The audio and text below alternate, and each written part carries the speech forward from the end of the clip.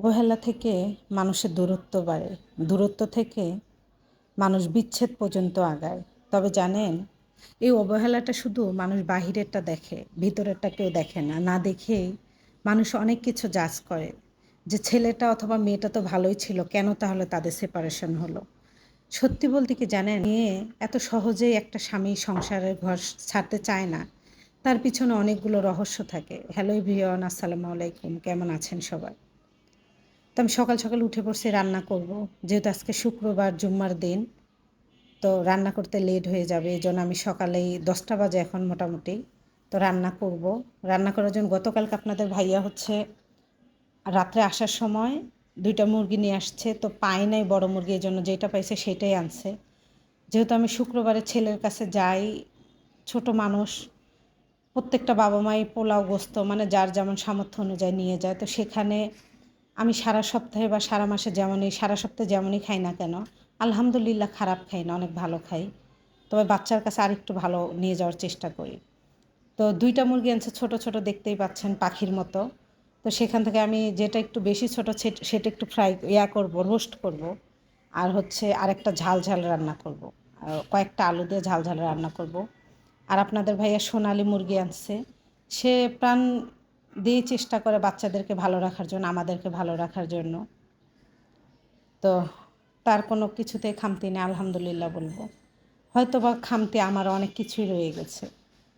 ওই যে হয় না যে ভালো মানুষের সাথে খারাপ মানুষ কখনো যায় না। তো খারাপের যদি একটা অংশ থাকে, হয়তো বা সেটা আমি থাক, নিজের কথা নাই বলি, যত না বলা যায় তত ভালো। তো রান্না করব, সেগুলোই হচ্ছে রেডি করতেছি। আমাদের মেয়েদের জীবন হচ্ছে এমন, আপনার চোখের পানি একদিকে আসছে, সেই চোখের পানিটা এক কোণা মুছে অন্যার কোনো একটা অংশ দিয়ে মুছে ফেলে আপনাকে কাজে ব্যাক করতে হবে, কাজ করতে হবে। আপনার চোখে পানি আসছে, চোখের পানিটা মুছে আপনার সন্তানকে মুখে খাবার তুলে দিতে হবে। চোখে পানি আসছে, চোখের পানিটা মুছে স্বামী আসছে খাবার রেডি করে, স্বামীর সামনে আপনাকে নিয়ে দাঁড়াইতে হবে খাবারটা। আর যদি না দাঁড়ান, তাহলে সেই সংশয়টা বা সেই ঝামেলাটা আরও তীব্র আকার ধারণ করবে। আর সেটা যদি না করতে চান, তাহলে আপনাকে চোখের পানিটা মুছে স্বামীর সামনে হাসি মুখে ভাতটা খেতে হবে। আর আপনাকে ওই যে ভাতটা যে গিলবেন, ওই ভাতের সঙ্গে সঙ্গে আপনার রাগ, অভিমান, কষ্ট, চাওয়া পাওয়া সব কিছু আপনাকে বিসর্জন দিতে হবে। আর যদি দিতে পারেন, তাহলে আপনি একজন প্রকৃতি স্ত্রী হতে পারবেন এবং আশা করা যায় শেষ পর্যন্ত তার সঙ্গে আপনি থাকতে পারবেন। আর যদি সেখানে আপনার কোনো অন্য প্রতিক্রিয়া থাকে, তাহলে আপনি তার সঙ্গে মনে হয় না বেশি দিন এক ছাদের নিচে থাকতে পারবেন। তবে আল্লাহ যেন আমাদের এই ধৈর্যটা প্রত্যেকটা নারীরই দেয়।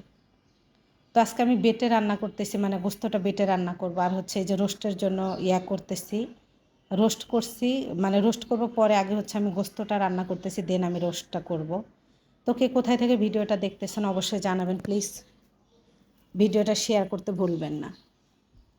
মানুষের একটা মেয়ের বা একটা পুরুষের সহজে কিন্তু ডিভোর্স হয় না, জানেন। যখন একটা মা 2টা বাচ্চার মা হয়, তবে তার ভিতরে ভেদাভেদ আছে। প্রত্যেকটা নারী এক না, প্রত্যেকটা পুরুষও এক না।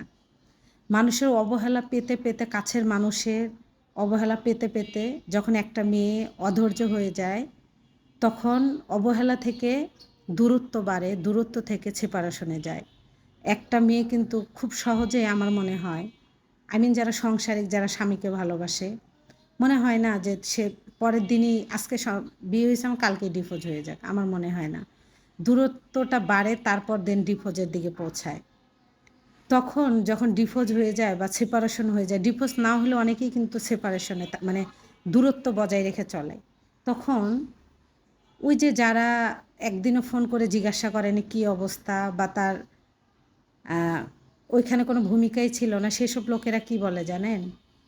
ছেলেটা তো ভালোই ছিল, ওই সেরি খারাপ, এজন্য ডিভোর্স হয়েছে।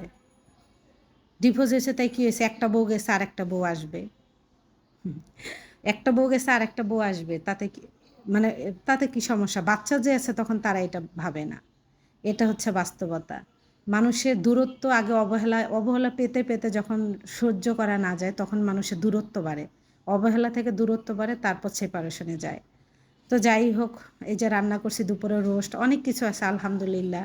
এই যে আমার জামাই ভিডিওতে আসতেছেন, আমি জোর করে আনি। আরও হয়তোবা আমার জামাইকে আমার ভিডিওতে দেখতে পাবেন না।